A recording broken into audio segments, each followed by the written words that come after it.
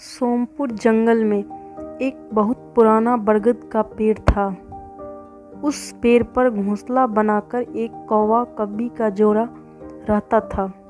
उसी पेड़ के खोखले तने में कहीं से आकर एक दुष्ट सर्प रहने लगा। हर वर्ष मौसम आने पर कव्वी घोंसले में अंडे देती और दुष्ट सर्प मौका पाकर उनके घोंसले में जाकर अंडे खा जाता। एक बार जब कौवा व कव्वी जल्दी भोजन पाकर शीघ्र ही लौट आए तो उन्होंने उस दुष्ट सर्प को अपने घोंसले में रखे अंडों पर झपटते देखा। अंडे खाकर सर्प चला गया। कौवे ने कव्वी को ढाढ़स बढ़ाया। प्रिय, हिम्मत रखो, अब हमें शत्रु का पता चल गया है, कुछ उपाय भी सोच लेंगे।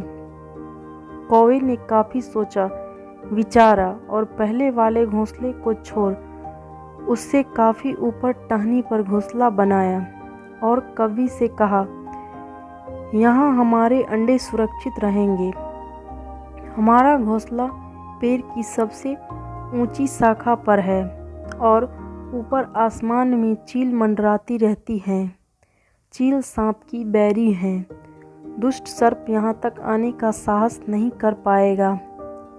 कौवे की बात मानकर कौवी ने नए घोंसले में अंडे दिए, जिसमें अंडे सुरक्षित रहे और उनमें से बच्चे भी निकल आए। उधर सर्प उनका घोंसला खाली देखकर यह समझा कि उसके डर से कौवा कव्वी शायद वहां से चले गए हैं, पर दुष्ट सर्प टोह लेता रहता था। एक दिन उसने देखा कि कौवा कव्वी उसी पेड़ से उड़ते हैं और लौटते भी वही हैं। उसे यह समझते देर नहीं लगी कि उन्होंने नया घोंसला उसी पेड़ पर ऊपर बना रखा है। एक दिन सर्प खोह से निकला और उसने कौवों का नया घोंसला खोज लिया। घोंसले में कौवा दंपति के 3 नवजात शिशु थे। दुष्ट सर्प उन्हें एक एक करके सभी को निगल गया और अपने खोह में लौटकर डकारे लेने लगा। कौवा व कव्वी लौटे तो घोंसला खाली पाकर सन्न रह गए। घोंसले में हुई टूट फूट व नन्हे कौवों के कोमल पंख बिखरे देखकर वह सारा माजरा समझ गए। कव्वी की छाती तो दुख से फटने लगी। कव्वी बिलख उठी, तो क्या हर वर्ष मेरे बच्चे सांप का भोजन बनते रहेंगे? कौवा बोला, नहीं, यह माना कि हमारे सामने विकट समस्या है, पर यहाँ से भागना ही उसका हल नहीं है।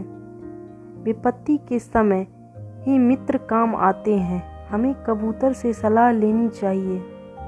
दोनों तुरंत ही कबूतर के पास गए। कबूतर ने अपने मित्रों की दुख भरी कहानी सुनी। उसने कौवा तथा कव्वी के आंसू पोंछे। कबूतर काफी सोचने के बाद कहा, मित्रों, तुम्हें वह पेड़ छोड़कर जाने की जरूरत नहीं है। मेरे दिमाग में एक तरकीब है जिससे उस दुष्ट सर्प से छुटकारा पाया जा सकता है। कबूतर अपने चतुर दिमाग में आई तरकीब बताई। कबूतर तरकीब सुनकर कौवा और कव्वी खुशी से उछल पड़े। उन्होंने कबूतर को धन्यवाद दिया और अपने घर लौट आए। अगले ही दिन योजना अमल में लानी थी। उसी वन में बहुत बड़ा सरोवर था। उसमें कमल और नरगिस के फूल खिले रहते थे। हर मंगलवार को उस प्रदेश की राजकुमारी अपनी सहेलियों के साथ वहां जल क्रीड़ा करने आती थीं। उनके साथ अंगरक्षक तथा सैनिक भी आते थे। इस बार राजकुमारी आई और सरोवर में स्नान करने जल में उतरी तो योजना के अनुसार कौवा उड़ता हुआ वहां आया। उसने सरोवर तट पर राजकुमारी तथा उसकी सहेलियों द्वारा उतार कर रखे गए कपड़ों व आभूषणों पर नजर डाली। कपड़े के ऊपर राजकुमारी का प्रिय हीरे व मोतियों का हार रखा था। कौवी ने राजकुमारी तथा सहेलियों का ध्यान अपनी ओर आकर्षित करने के लिए कांव कांव का शोर मचाया। जब उस सब की नज़र उसकी ओर घूमी तो कौवा राजकुमारी का हार चोंच में दबाकर ऊपर उड़ गया। सभी सहेलियां चीखी, देखो देखो, वह राजकुमारी का हार उठाकर ले जा रहा है।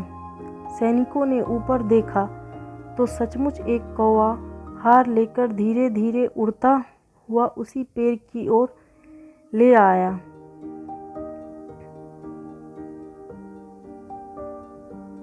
जब सैनिक कुछ ही दूर रह गए तो कौवे ने राजकुमारी का हार इस प्रकार गिराया कि वह सांप वाले खोह के भीतर जा गिरा। सैनिक दौड़कर खोह के पास पहुँचे। उनके सरदार ने खोह के भीतर झांका। उसने वहां हार और उसके पास में ही एक काले सर्प को कुंडली मारे देखा। वह चिल्लाया, पीछे हटो, अंदर एक नाग है। सरदार ने खोह के भीतर भाला मारा। सर्प घायल हुआ और फुफकारता हुआ बाहर निकला। जैसे ही वह बाहर आया, सैनिकों ने भाले से उसके टुकड़े टुकड़े कर डाले। इस प्रकार कौवा अपनी सूझबूझ से अपनी घोंसला बचाया। सीख, सूझबूझ का उपयोग कर हम बड़ी से बड़ी ताकत और दुश्मन को हरा सकते हैं। बुद्धि का प्रयोग करके हर संकट का हल निकाला जा सकता है। दोस्तों, अगर आपको ये कहानी पसंद आई हो तो प्लीज़ मेरे चैनल को सब्सक्राइब कीजिएगा, वीडियो को लाइक कीजिएगा और शेयर कीजिएगा।